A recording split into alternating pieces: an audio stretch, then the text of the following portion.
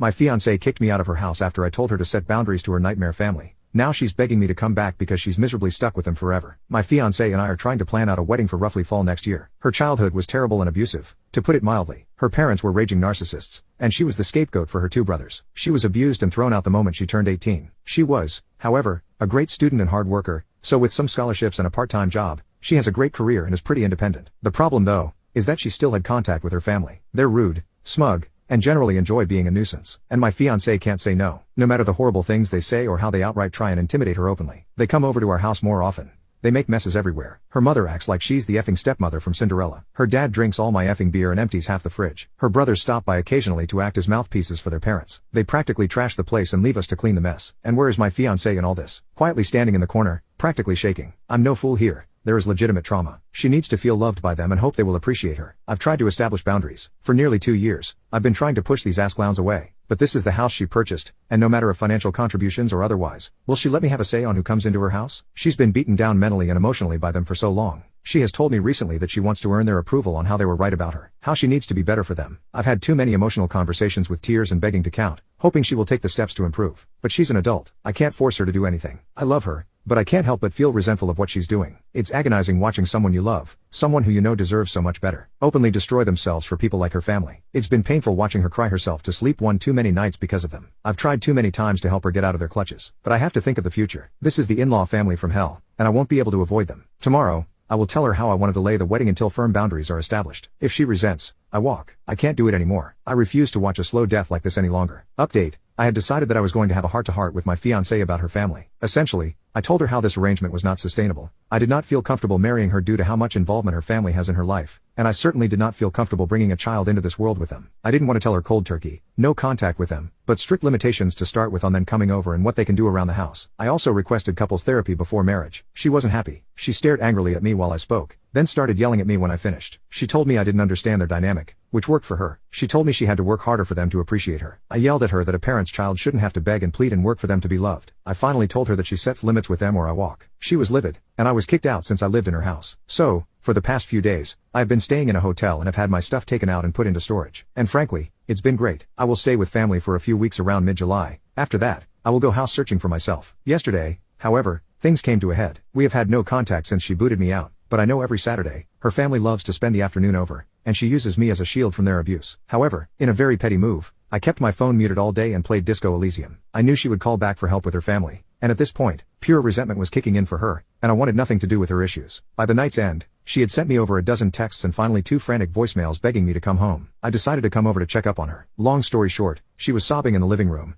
and when I came to talk to her, she was practically crushing my back, hugging me, and sobbing. I gave her time to cool off and asked what happened. Long story short, her parents and brother came by to gift money from her and say horrible poop to her. She wanted to have me come over to help, but I was ignoring her, and when she tried to have one of her friends help out, and everyone said, F that, it all started clicking in for her. She kicked her family out, but not before they told some utterly vile poop to her I won't repeat. She kept apologizing to me and told me repeatedly to come home. I told her plainly that I had started to build up heavy resentment towards her for some time, and while I loved her and understood it was trauma and not her being outright abusive, there were major issues that would need to be addressed if we were to move forward. 1. She sells the house and moves. We make roughly the same amount of money and will buy a house together. Her family will never step foot in it. They will never come over. I will treat them in a very threatening manner if they try and come in. 2. We will go LC with her family right now, but make no mistake, we are working towards full NC on her end. She has accepted, but some will take a while to see through. I will stay in the hotel until I head back to stay with my family. She is welcome to come over, but I have clarified that her house is not where I want to go. She and I are off tomorrow, so we will spend the day here and maybe go out. Update 2. The other night, she was very vague about texting when she was originally supposed to come over. She came much later than expected, and I knew something was up. She unloaded on me how I was abusive, controlling, overly demanding, and unsupportive. It took me 5 seconds to figure out she was repeating some sort of rehearsed speech from her parents verbatim. And to be honest, I was so agitated at this point that I decided to be a prick about it despite making a huge gamble on her. I asked her if her family told her to say this. She said they suggested it to her, but she came up with it herself. Sure. I asked her to explain in detail what I did. She said I was living like a parasite to her. I reminded her that I'm paying 50-50 for her effing mortgage, and 50-50 for utilities and groceries. I have my own car I pay for, a job that makes just about as much as hers, unlike her effing leech parents who demand payments on the weekly and raid the kitchen on the weekends. I told her to try something better again. She looked flustered and said I was trying to isolate her. I kind of smirked like a jackass and told her that I have always supported her many friendships that she has destroyed on her own because no one wants to deal with her family or be used as a shield like me. I was practically demanding to know at this point why she was so hellbent on destroying her life for these people. She just kind of shouted that I don't understand her family, and she's just trying to earn their love back and was ranting at that point. It's just so staggering to see up close. It hit me like a truck, honestly, the realization. I did feel like a fool for trying,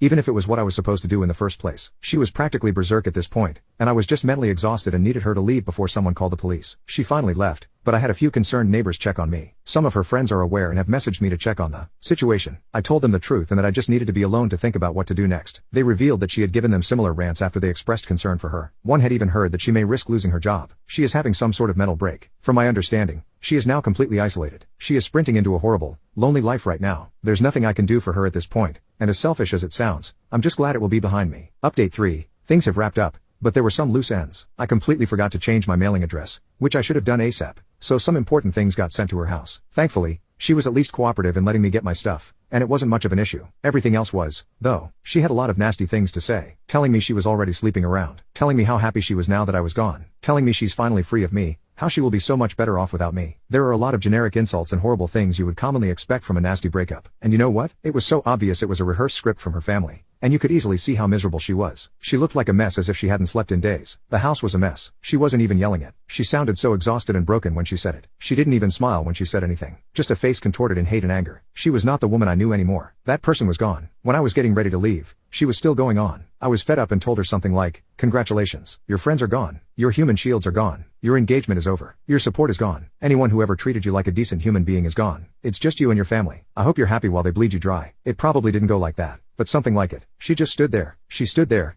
looked at me indifferently, and walked away as I walked out the door. As we left, my mutual friend Tiffany asked if I was okay. I reassured her I was just trying to set myself up to go home next week. She also confirmed that she heard my ex lost her job for not showing up for several days and ghosting them. They will try an intervention next week and asked if I could participate. But I'm not delaying my travel because I just want a clean break. I know that if I stay involved, I will only witness the slow descent to either a full break or a suicide. I just can't do that. Despite all this, I'm excited for the future and have realized that I ignored too many red flags initially. Even with everything that happened, I know I'll be doing well and alright.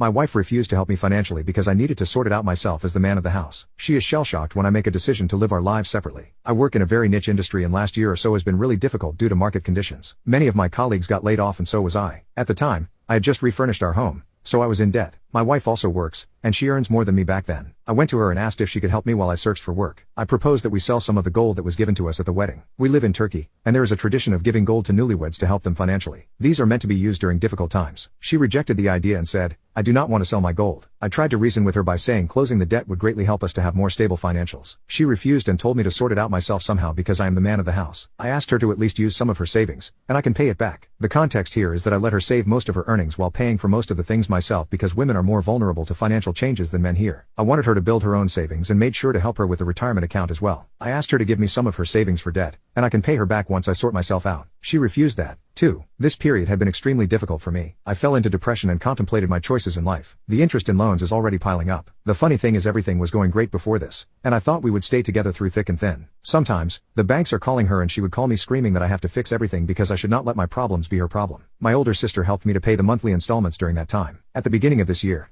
I found a great job in the same industry and am thriving. My wife was all smile when she found out that I could now fix my mess. I could not look at my wife in the same way after what happened and started divorce talks with a lawyer friend of mine. Last month, I let her know my decision, and she was served with divorce papers soon after. For her, apparently, it was an unexpected thing, and she was shocked. She tried to talk me out of it, but I was firm in my decision. Families tend to be involved with each other here, which was the case for us too. She put families in between as meditators, but I do not want to marry someone who will not help me during difficult times, especially when considering their financial well-being. Most of my family supports my decision, though they would like me to reconsider it. I know everything is without a problem, but I cannot get over what happened. Update: it has been a rough 3 months, but in the end, we managed to come to amicable divorce terms with my soon-to-be ex-wife. At first, she tried to fight to stop me from divorcing, but I didn't change my mind. These are the terms we agreed on. She gets to keep the gold. I'll get only 20% of her retirement savings instead of half in return for not paying monthly alimony. I get to keep the furniture and own our marital debt fully. Rest of the assets are 50-50. House is not shared because it's my dad's. Her retirement savings became so much that even 20% of it values more than all of the golds. Overall, my lawyer says it's a pretty good deal, considering many spouses prefer dragging the divorce and try taking everything they can in Turkey. For my future plans, I have no idea what to do. I've always wanted to travel to Asian countries. My current role is work from home, so I might have an Asia trip this year. There were some issues at the beginning of the divorce between her and the family, but it cooled down after a while. She accepted that our marriage is over, and I am glad she did not try to drag the divorce process. A court hearing is scheduled for September, and after that, we'll be done, hopefully.